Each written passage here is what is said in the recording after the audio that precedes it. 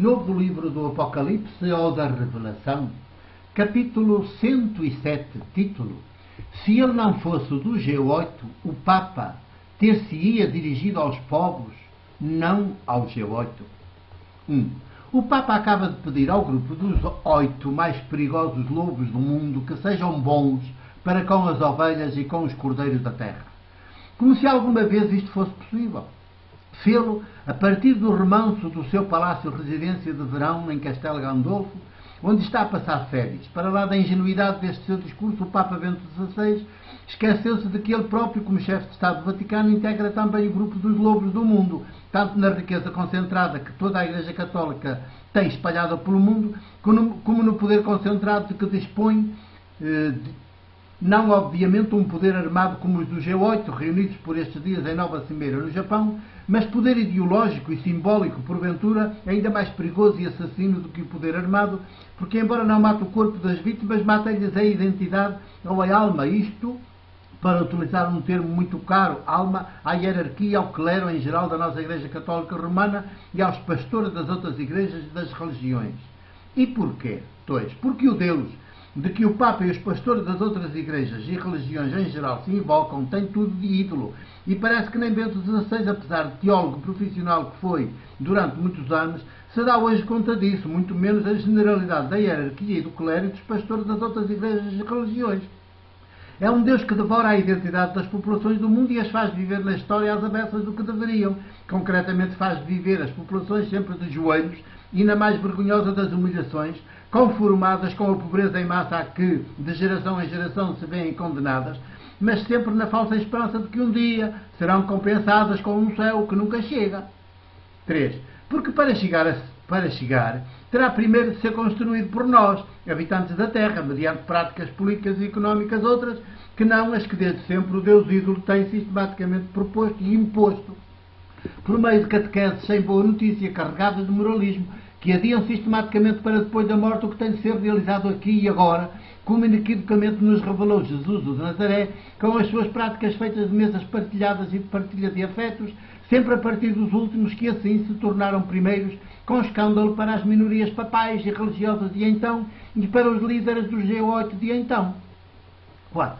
Nunca os lobos serão cordeiros, apesar do poeta, profeta Isaías o ter escrito há uns 2000 anos, há uns 2700 anos.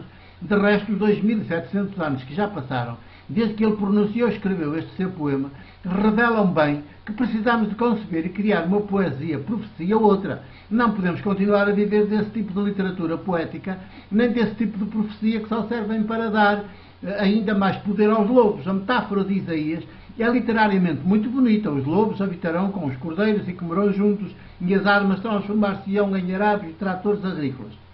É hoje manifesto que historicamente nunca será assim. 5.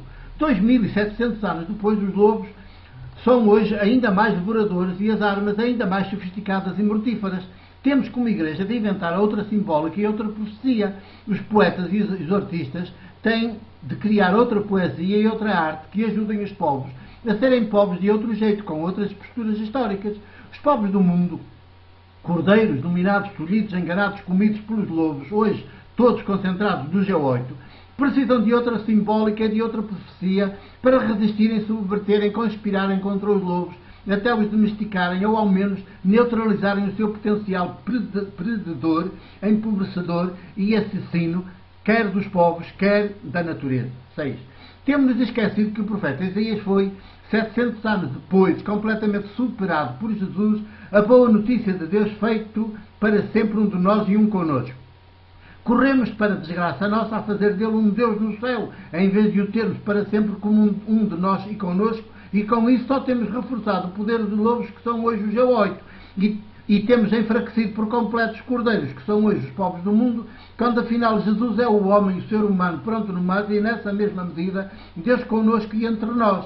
Por outras palavras, corremos a ter fé em Jesus, transformado num mítico Cristo, quando deveríamos correr a fazer nossa a sua mesma fé, a mesma fé de Jesus, e a vivê-la na história, com todas as benéficas consequências que dela resultam.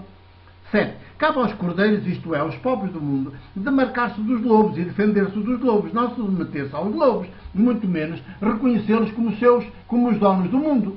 Nunca os lobos podem ser postos à frente do rebanho, isto é, a governar o mundo. O poder nunca pode governar. Governar tem de ser sempre e apenas uma continuada ação política. É a política que há de dirigir, governar o mundo, nunca o poder. A política é dos cordeiros, dos povos. O poder é dos lobos, do G8 e dos múltiplos executivos das nações. 8.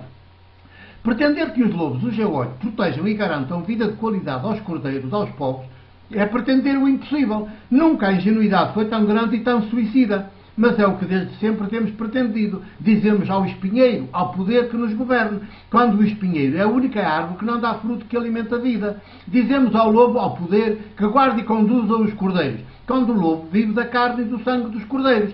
Dizemos ao poder que governe os povos, quando o poder sistematicamente empobrece e oprime os povos. Não, a política e só ela, mas tal como Jesus, o ser humano por antonomasia, a praticou, é que há de governar o mundo, nunca o G8 nem os seus múltiplos executivos à frente das nações. Quando o Papa pede ao G8 que combata a pobreza em massa, o G8 só tem uma única maneira de o fazer: comer, devorar de vez todos os povos empobrecidos do mundo, porque o G8 é de sua natureza assassino e genocida. Mata e devora todos os povos e só assim acabará com os pobres e com a pobreza em massa. O G8, como o lobo e o ladrão, veio para roubar, matar e destruir. Só um Papa que integra o G8 e lhe dá cobertura moralista pode alguma vez pensar, admitir, que o G8 acabe com a pobreza. 10. Um apelo destes revela que o Papa é integrante do G8 devido à riqueza concentrada que a sua Igreja tem espalhada pelo mundo e ao poder simbólico de que ele dispõe, muito maior do que qualquer outro chefe de Estado do mundo, inclusive o chefe do Império. É um dos G8, sem nunca frequentar as suas cimeiras de morte. Sempre está lá, sem nunca estar. O seu apelo neste primeiro fim de semana de junho de 2008 parece que questiona o G8, mas só parece. Na verdade, dá-lhe ainda mais poder, dá-lhe ainda mais legitimidade perante os povos. É como dar legitimidade aos lobos perante os cordeiros. 11. Reconhece-os como os donos do mundo. Admite enganadoramente que eles possam alguma vez tornar-se humanos e sensíveis. Esconde que são eles quem fabrica a pobreza em massa e os pobres em massa. Esconde que são eles os lobos devoradores. Que são eles os assassinos e os cruéis à escala mundial. Que são eles a mentira organizada, o crime organizado, o poder homicida organizado. 12. Perante mais uma cimeira do G8, desta vez no Japão, o Papa, se não fosse parte integrante do grupo, jamais lhe teria dirigido, muito menos teria apelado a ele. Sempre haveria de dirigir-se aos pobres do mundo, que o G8 devora e empobrece, tal como o lobo persegue, aterroriza, apanha, mata e come um indefeso cordeiro que se deixou seduzir pelas suas falas. Da banda do G8 só está o poder. A política está da banda dos povos e só da banda dos povos. O Papa, se não fosse do G8, ter-se-ia dirigido aos povos, não ao G8. Alertaria os povos do mundo para os perigos acrescidos que vinham da realização de uma nova cimeira do G8. 13. Apelaria aos povos para que se organizassem e se acautelassem do G8 e das medidas de mentira e das falas assassinas que poderão sair dessa sua nova cimeira do Japão. Com uma tal postura, o Papa estaria a dizer aos povos do mundo que os G8 são lobos, e eles ficariam certamente furiosos com ele e com a Igreja que ele representa, e assim mostrariam toda a perversão de que são capazes. A máscara de políticos com que se apresentam perante os povos cairia, e os povos perceberiam que eles são o inimigo de que eles precisam de se acautelar em lugar de se deixarem seduzir. 14. Com Jesus e com a mesma fé de Jesus, feita a nossa fé, não se trata mais de manter o poder a governar os povos. Trata-se, sim, de derrubar o poder e os poderosos dos seus tronos e de levantar, exaltar e erguer os povos humilhados pelo poder e pelos poderosos. Mais, trata-se de derrubar até os tronos dos poderosos para que nunca mais ninguém caia na tentação de voltar a ocupá-los. Por outras palavras, trata-se de pôr os povos, de uma vez por todas, a governar o mundo, nunca mais o G8. Trata-se de pôr a política, de uma vez por todas, a governar o mundo, nunca mais o poder. 15. A fé de Jesus é para aqui que avança, é por aqui que vai. Ela diz-nos, revela-nos, testemunha-nos que os povos do mundo, e cada pessoa, obviamente, são povos com Deus dentro, povos com o Espírito de Deus dentro. São os povos e só eles quem há de assumir a condução da vida e da história, nunca o poder. O poder tem de passar a ser olhado como o inimigo dos povos, da vida, da história, numa palavra, da política. 16. A fé de Jesus, vivida por nós, pelos povos do mundo, exige que o G8 seja extinto. para que em seu lugar fiquem os povos organizados. Exige que o poder seja extinto, para que em seu lugar fique a política. Exige que a idolatria seja extinta, para que em seu lugar fique a fé de Jesus. E então os povos do mundo, habitados e animados pela mesma fé de Jesus, moverão montanhas, aplanarão os caminhos, criarão um reinado de igualdade, criarão economias geradoras de riqueza partilhada, destruirão as fábricas de armamento como coisa obsoleta, partilharão afetos, farão do mundo um povo de povos, todos diferentes, todos iguais. 17. Porque a fé de Jesus, vivida pelos povos do mundo, faz erguer-se até ao limite do humano, o que a idolatria tem sistematicamente impedido que eles alguma vez cheguem a atingir. Com a mesma fé de Jesus em si, os povos do mundo perceberão irreversivelmente que Deus vivo não é mais para ser adorado por eles, mas sim para ser praticado por eles. Isto é, Deus vivo é para ser Deus vivo com eles e entre eles, como foi, e na plenitude, em Jesus e com Jesus, o de Nazaré. 18.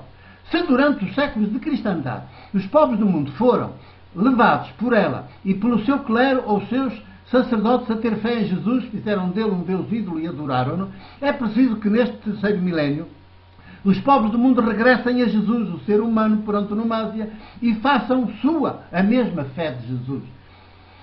De idólatras que têm sido, passem a ser os humanos em estado de maioridade. De súbditos passem a sujeitos. De assustados e tolhidos passem a audazes e atrevidos. De resignados passem a subversivos e conspirativos. De mortos prostrados passem a levantados ressuscitados. De religiosos passem a políticos. De praticantes de ritos e de cultos religiosos passem a praticantes de política e de economia outras, feitas de mesas partilhadas e de afetos partilhados, numa palavra, passem a protagonistas da história. 19. O G8 será então definitivamente destronado e com ele o poder. Os cordeiros povos governarão o mundo, nunca mais os lobos poder. Então nunca mais haverá pobreza, nem pobres em massa. Sempre haverá vida e vida em abundância na terra e para todos os povos. Mas só quando todos os povos tiverem expulsado de si a fé religiosa nos deuses e nas deusas e acolhido e passado a viver a mesma fé de Jesus, o homem, o ser humano por antonomasia, aquele em quem a humanidade atingiu o limite do humano e até ultrapassou o limite do humano. É com ele e com a sua mesma fé que chegaremos a ser humanos até ao limite e também para lá do limite. Convertam-se, pois, e aceitem este Evangelho que lhes dou. Isto é, mudemos todos de Deus e de práticas cotidianas, e o nosso será um mundo carregado de futuro. Venham daí comigo, porque ontem já era tarde. 2008, julho 7. O meu abraço e o meu beijo, presbítero da Igreja do Porto.